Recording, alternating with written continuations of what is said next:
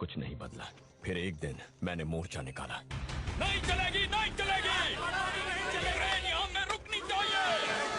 नहीं चलेगी, नहीं चलेगी, मनमानी नहीं चलेगी, नहीं चलेगी, नहीं चलेगी, नहीं चलेगी, यहाँ में रुकनी चाहिए। साथियों, रोको इस ट्रेन को, ट्रेन को रोको, रोको से। काली, काली, काली,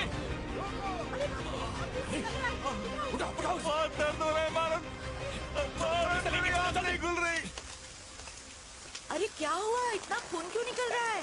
तुम्हारे बेटे ने शोलावंदन स्टेशन पर ट्रेन को रोकने के लिए पत्थर मारे। राम के बेटे को चोट भी लग गई, उसकी एक आंख फूट भी सकती थी, पता है? तूने ऐसी हरकत क्यों की? चल अंदर चल। वो तो राम की भलमनसा समझो, जो उसने इसे मेरा बेटा होने की वजह से छोड़ दिया। पर उसने मुझे जिस तरह से देखा, मैं तो अपनी ही नजरों में गिर गया। मैं यहाँ गांव के बच्चों को अहिंसा का पाठ पढ़ाता हूँ और मेरा अपना बेटा ही हिंसा का प्रदर्शन करता रहता है। पापा, आप ही कहते हैं ना, वक्त से कीमती कुछ नहीं। अगर वो ट्रेन यहाँ रुकेगी तो इस गांव में रहने वाले हर एक की जिंदगी बदल जाएगी। बदलाव ऐसे ही लाना पड़ता है। 2-4 पत्थर मारे तो गलत क्या है? उस ट्रेन पर पत्थर मार के क्या मिल गया? तुम एक शिक्षक के बेटे हो, कोई गुंडे नहीं।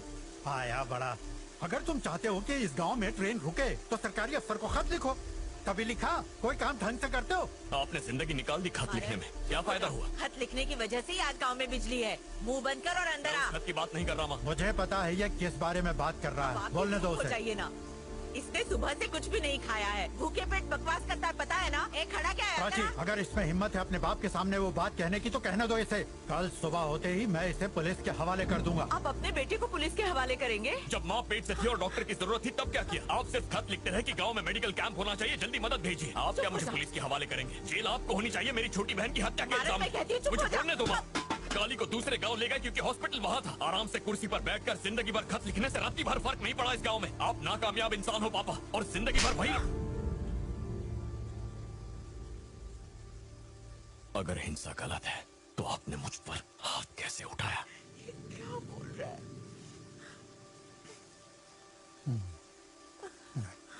बहुत इज्जत दे दी तुमने, अब जाओ यहाँ से और मेरी चिता को आग देने भी मत आना।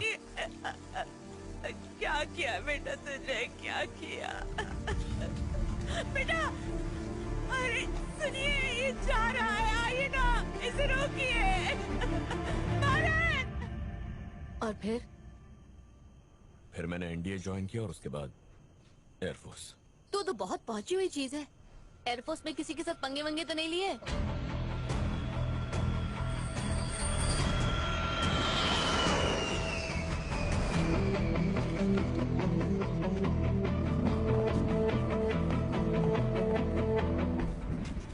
खत में लिखता है मेरा भेजा हुआ खाना उसे मिलता ही नहीं है। पता नहीं बीच में कौन खा जाता है। हाँ? चिट्ठी आई है।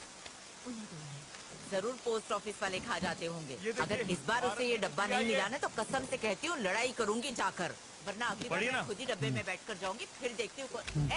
इधर लेके आ मेरे पास। माँ जी, मैं पढ़ के सुनाऊं? ज्यादा बकवास मत कर, 3री कक्षा तक पढ़ी हूँ मैं, पढ़ने आता है मुझे। जरा देख मेरे बुढ़ाऊ को देख, रोज बेटे को एक चिट्ठी लिखते लेकिन भेजते नहीं है, छुपा के रख देते हैं। मुझे पढ़ना आता है, तुम लिखते रहो। प्यारी माँ को प्रणाम। देख देख बुढ़ाऊ कैसे जल रहा है। माँ मैं टायलेट बन गया हूँ। माँ जी, टायलेट नहीं, पायलट, पायलट। हाँ हाँ मुझे आता है, मुझे पढ़ना मत सिखा। माँ मैंने अभी अभी एक स्कैम किया। अरे एग्जाम स्कैम। हाँ वही। माँ तेरे आशीर्वाद से तेरा बेटा मारन टायलेट मारन बन गया है। अरे माँ जी, पायलट। हाँ वही रे। माँ जब प्लेन का इंजन आवाज करता है तो लगता है जैसे बापू भड़क गए हैं। वो तो है।